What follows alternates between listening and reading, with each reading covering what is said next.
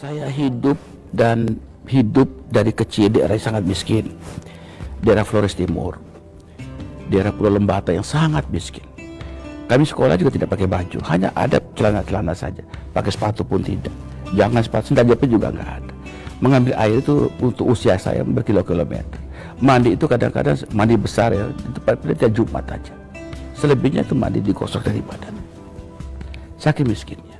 Kadang-kadang kami makan itu dari biji asam, kemudian biji mangga yang kering itu, kemudian buah dari bakau, dan sangat miskin sekali. Kadang-kadang satu hari itu makan satu potong kelapa saja itu yang diiris kecil itu luar biasa.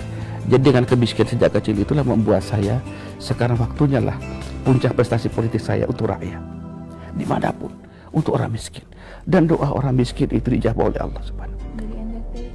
Ya, ke Jakarta. Ya, naik perahu lah selama 7 hari. Naik perahu, kemudian naik kereta, naik kapal, perahu. Kemudian datang ke Jakarta, kemudian menjadi penjaga sekolah, menjadi tukang sapu di SMP Muhammadiyah. Sekarang OB, dulu tukang sapu, penjaga sekolah demi Allah di panti asuhan. Nah, saya kalau orang lagi rapat itu saya membeli nasi, kemudian saya nanti kalau ada sisa nasi itulah giliran saya untuk mendapatkan nasi bekas itu. Dan itulah yang kemudian timbul empati pada rakyat luar biasa. Kalau boleh ini saya nggak mau jadi anggota DPR. Kalau mengkhianati rakyat nggak berani. Dan terlalu banyak air mata di belakang saya, mereka menunggu. Maka ketika saya reses, saya turun. Saya dapat uang 260 juta, saya pasti habis. Saya tidak pernah ada sisa sen pun. Saya bangga sekali bisa memberi sesuatu buat mereka. Dan air mata saya bukan air mata karena ingin diperhatikan orang. Ini tidak, memang saya begitu.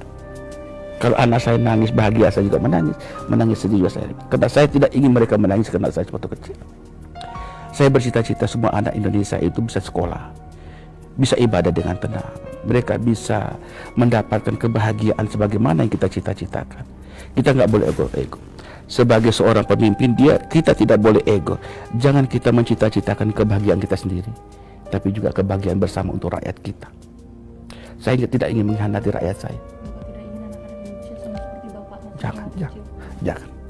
Terlalu banyak air mata jatuh. Ya, kalau pemimpin Indonesia tidak boleh membuat air mata rakyat terlalu banyak jatuh. Dia akan menjadi saksi, dan itu pertanggungjawaban luar biasa besar pada Allah Subhanahu wa Ta'ala. Dan saya sadar untuk itu. Ya, itulah ya, perjalanan hidup itulah membuat saya harus menjadi lebih arif, menjadi lebih bijaksana, menjadi orang yang amanah, menjadi orang yang harus betul-betul berpikir untuk rakyat. Jangan pernah menyimpan harta di hatimu, tapi simpanlah harta itu di tanganmu, agar engkau menjadi ahli sedekah, maka niscaya di langit akan mencintaimu. Maka seringkali saya pidato atau berdoa, cinta yang di bumi, niscaya di langit akan menyayangimu. Saya terus terang saja, sejak kecil saya bercita-cita ingin selalu membahagiakan orang. Dan jalan yang paling dekat untuk bisa membuat orang bahagia adalah pendidikan. Maka saya mendirikan sekolah. Meskipun saya nggak punya uang, saya mempunyai jalan. Saya mendirikan sekolah di mana-mana, agar banyak anak Indonesia, terutama anak yatim, bisa sekolah dengan harga yang murah, suku-suku gratis, dan terjangkau, dan berkualitas bagus. Saya tidak ingin menjadi ria. Saya juga saat sekarang mendirikan beberapa sekolah baru. Saya lagi cari tanah lagi untuk mendirikan pondok pesantren lagi. Hidup saya biarlah harta saya tidak ada, tapi saya bahagia ketika mereka bisa sholat, bisa ngaji. Dan pada saat mereka wisuda, saya biasa memberi sambutan. Saya pun menangis bersama orang tua. Bahagia. Setiap orang yang sekolah di tempat saya, mereka pada saat wisuda kemudian menetes air mata bersama orang tua. Pada saat itulah saya merasa hadir bersama mereka. Jangan karena uang kemudian mereka tidak sekolah. Terlalu banyak negeri ini berjanji kepada orang miskin, tetapi tidak pula mereka menghargai anak yatim, tidak menghargai orang miskin. Faktanya banyak anak miskin tidak sekolah. Banyak pejabat lingkungannya rumahnya mewah, hidup mewah, anak yatim tidak terurus, tidak pernah selesai. Tapi saya malu dengan Tuhan. Saya malu dengan Allah. Saya malu dengan Nabi saya. Dulu Nabi mendirikan agama, menjadikan agama ini penuh dengan peperangan, sampai mau terbunuh. Kita tidak pernah lagi. Kita sekarang tinggal bagaimana menjalankan agama dengan baik. Dan agama itu mengajarkan dua hal yang paling pokok, yaitu imanlah engkau pada Tuhanmu dan beramal solehlah, niscaya banyak rahmat yang datang kepadamu. Karena rahmat Allah itu meliputi seluruh isi alam. Satu hal, jujurkah kita dengan hati nurani kita sendiri? Jujurkah hati kita mengatakan rakyat Indonesia bagian dari tugas dan tanggung jawab kita? Di pundak kita masih banyak tanggung jawab harus kita kerjakan. Saya malu dengan Bung Karno, saya malu dengan Bung Hatta. Mereka memperjuangkan bangsa ini bukan hanya dengan air mata, jiwa raga mereka dipertaruhkan.